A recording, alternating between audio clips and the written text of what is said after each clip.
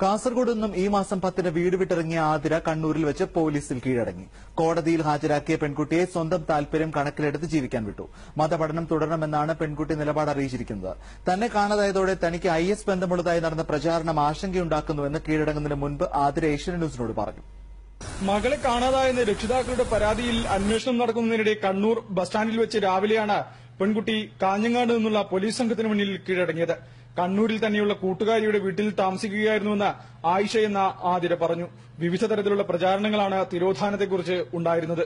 IS പോയതായി സൂചന എന്നൊക്കെ, ഞാൻ പാസ്പോർട്ട് പോലും എടുത്തിട്ടില്ല, പിന്നെ എങ്ങനെ IS പോവാ, അങ്ങനെയുള്ള ഒരു പ്രചാരണം വന്ന സ്ഥിതിക്ക് അപ്പൊ അതിന്റെ ഒരു ചില ആശങ്കയുണ്ട്, അവര് ഇതുമായിട്ട് കണക്ട് ചെയ്യുമോ എന്നുള്ള കാര്യത്തിൽ. പക്ഷെ എനിക്ക് അതുമായിട്ട് യാതൊരുവിധ ബന്ധവുമില്ല. വീട്ടുകാർക്കൊപ്പം ജീവിക്കാൻ തയ്യാറാണെന്നും പെൺകുട്ടി ഏഷ്യാനെറ്റ് ന്യൂസിനോട് പറഞ്ഞിരുന്നു. പക്ഷേ മതപഠനം തുടരാൻ അനുവദിക്കണമെന്നായിരുന്നു പ്രധാന ആവശ്യം. പഠിക്കാൻ പോകണം, അപ്പൊ സർട്ടിഫിക്കറ്റിന്റെ ആവശ്യമുണ്ട്. അപ്പോ സ്ഥാപനത്തിൽ പോയി പഠിക്കണം. പിന്നെ ഇപ്പൊ അച്ഛനും അമ്മയോട് എനിക്ക് സ്നേഹം മാത്രമേ ഉള്ളൂ, അവരോട് കൂടെ ജീവിക്കുന്നതിൽ ഒരു കുഴപ്പമില്ല. അവർക്ക് തന്നെ അംഗീകരിക്കാൻ പറ്റുന്നുണ്ടെങ്കിൽ പോകാൻ തയ്യാറാണ് ഞാൻ. എന്നാൽ വീട്ടുകാർക്കൊപ്പം പോകുന്ന കാര്യത്തിൽ സമവായമായില്ല. ഇതേ തുടർന്നാണ് ഹോസ്ദുർഗ് കോടതി ഇഷ്ടപ്രകാരം ജീവിക്കാൻ പെൺകുട്ടിയെ വിട്ടത്. ബിരുദ പഠനകാലത്ത് തന്നെ താൻ ഇതര മതത്തിലെ ആചാരങ്ങൾ പഠിച്ചിരുന്നുവെന്നും ആദ്യം പ്രശ്നമാക്കാതിരുന്ന വീട്ടുകാർ പിന്നീടാണ് എതിരായതെന്നും ഇവർ പറയുന്നു.